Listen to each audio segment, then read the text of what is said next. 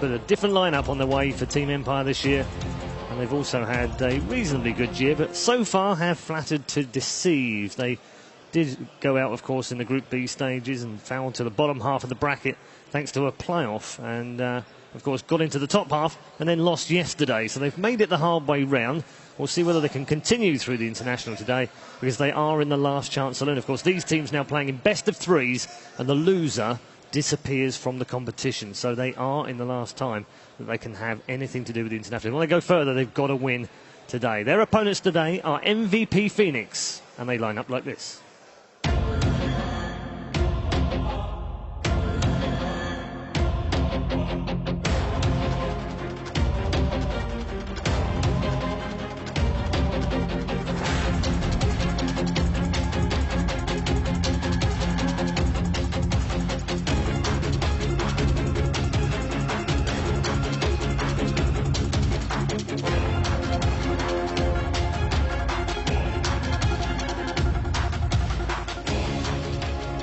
MVP Phoenix, of course, coming through that incredible game against Newbie yesterday, knocking out the reigning champions and continuing on. They will finish at the very least 9th to 12th, an improvement on their previous placements, of course. For March, who is 28, in his last international, as he heads off to military service at the end of this international, and he'll want to go as far as he can. He already said that in the interview, in a very emotional interview with Casey yesterday. So we'll start with MVP Phoenix and start with Malini.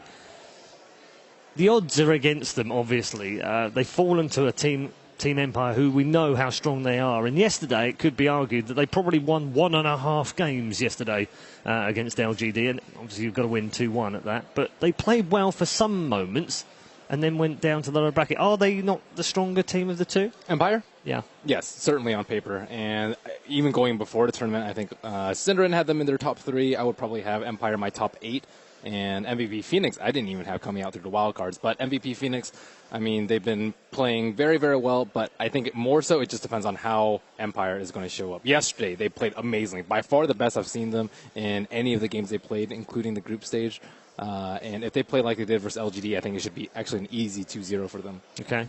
Ted, it's not always easy to compare teams side by side unless they've played recently, of course. And the most recent form we have about MVP Phoenix, and it's interesting, is that they came out of the wild cards where CDEC came out, and they're in the semi-finals of the upper bracket. Does that not put them in a bit of context? Actually, they weren't quite as bad as everyone thought they were. Well, yeah, I mean, I think in a competition like this, you win one best of 3 and all of a sudden, things improve for you drastically. You lose one and all of a sudden things get terrible. So I think it's hard to gauge them on a small sample size like that. But the question I would have is that everyone's been telling me MVP teams play a very aggressive style, and that the reaction from Empire is going to be, do they go and fight or do they go and farm?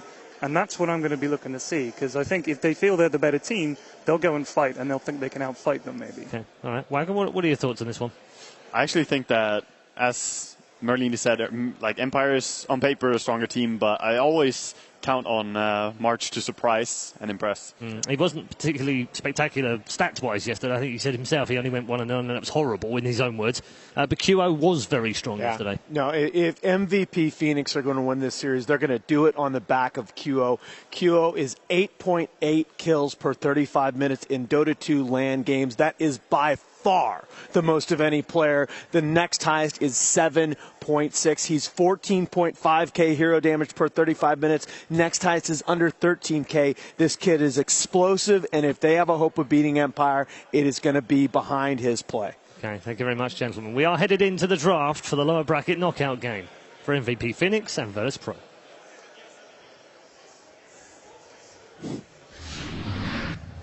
Team Empire versus MVP Phoenix.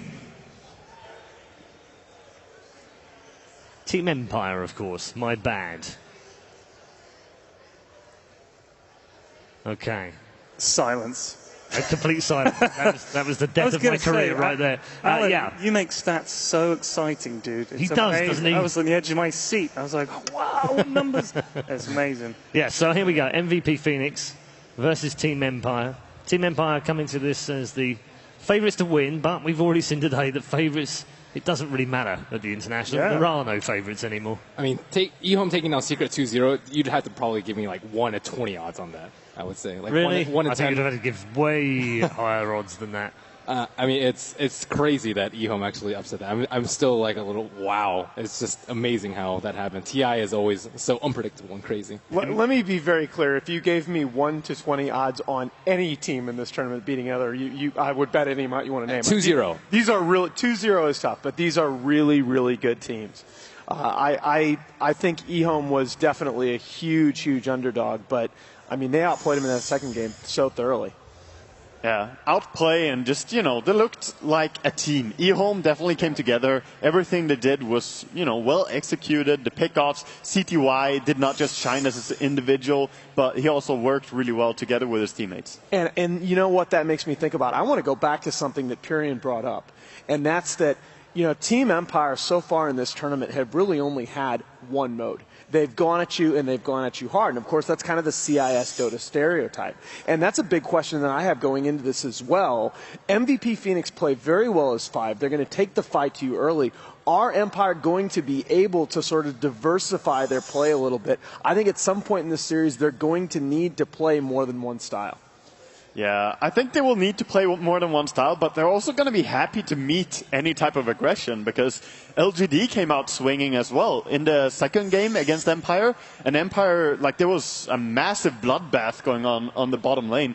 If MVP go into the similar type of approach, you're going to have extremely good coordination and individual talent to outplay Empire in their, home turf, which is chaos. How much of that decision do you think is going to depend on how the first game goes? Let's say for the first game, they decide to fight and they lose. Do they then say, well, we've got to try something else because we don't want to do that again? I mean, it's hard to play a fighting game and not win and then come back and do the same thing again and think, well, maybe it'll work this time. I think a lot of teams are kind of scared of trying the same thing too many times in a row and it failing. There must be a tendency at some point to say, all right, we'll try plan B. I mean, sometimes it's just tweaking a little bit. For example, we saw Secret go with the anti-mage, which is pure late game, but you can always mix it up with like a Magnus anti-mage, which is, heavy team fight and heavy late game. And, it's always just a balance of things in Dota. Yeah, I think that's definitely the case. First game, more importantly than draft, I think, it sets the tempo of your mentality. It's not really about, I don't want to play the same style. It's more that, now we have the pressure to win 2 games in a row. Being able to take it step by step is an important skill as well there.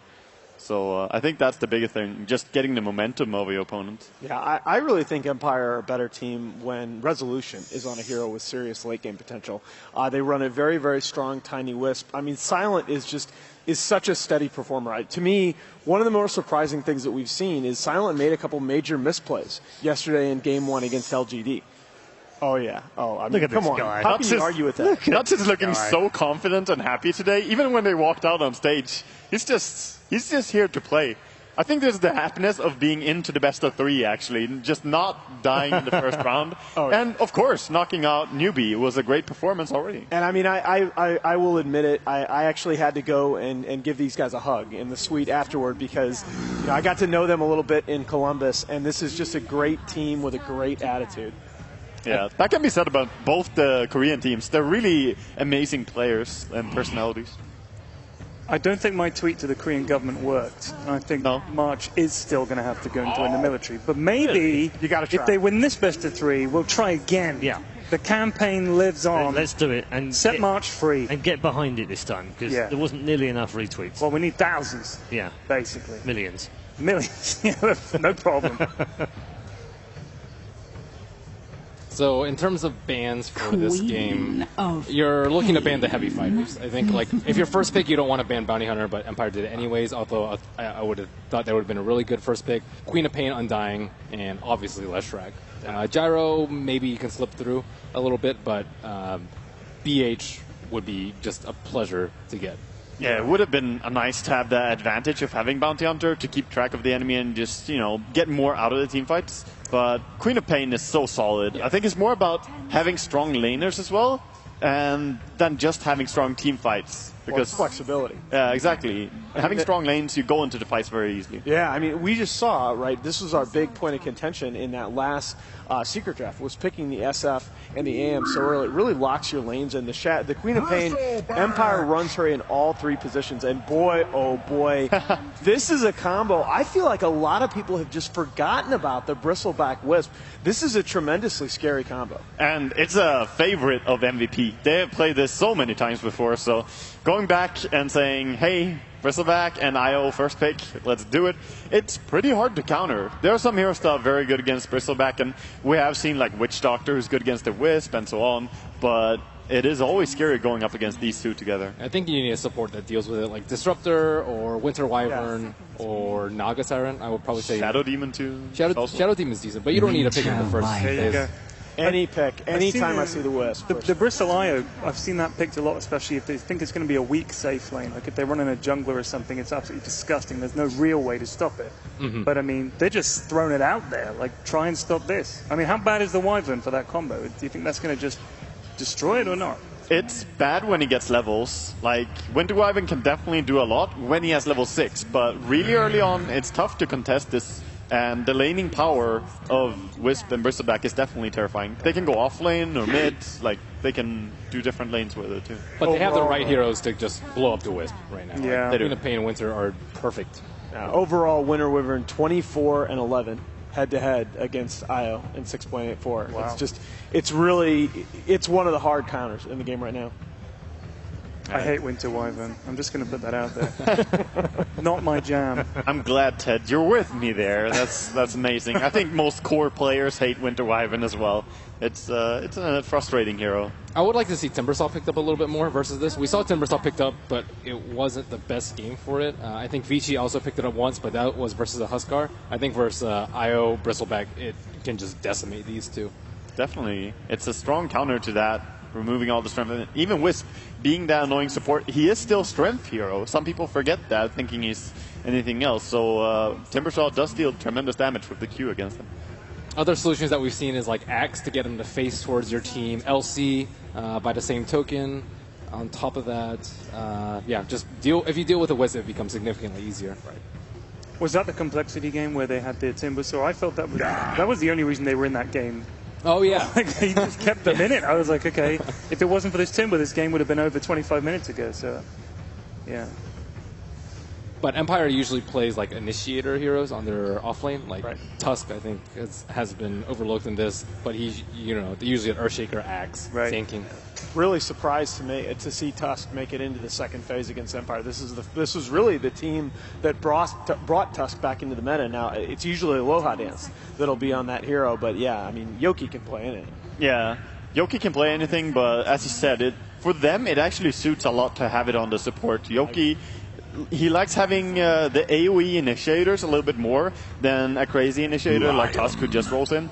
So since none of them, or I guess Shaker is banned, but all the others are still available. Magnus is there, Axe is there, Shaker being removed. Sanking. Yeah, exactly. Sanking is there. There are plenty of options for him. We saw them run Magnus a couple of times in that series against LGD, and I think all of us on the panel were a little bit critical of he held on to his RPs Yeah. a little bit too much in those games. A player of his caliber, I think, is going to fix those mistakes if he gets another chance. For sure, for sure. I watched those games as well, and it was really close, so it was tough.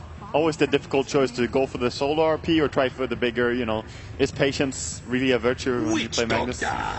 So we talked poorly about Lion, I think, in a lot of the scenarios in the prior games, but Lion, I think, is a pretty good hero here. Good magic burst against Winter Wyvern, good control versus Queen of Pain, and more importantly, good setup if you want to relocate on a hero with the Hex. Very reliable. Yeah, it's a nice hero to get. I'm starting to get worried for MVP in the same way. I think back to the C9 games where they got their Wisp. It felt like they got baited into the Wisp pick because there are so good counters now. Queen with the damage, Winter Wyvern who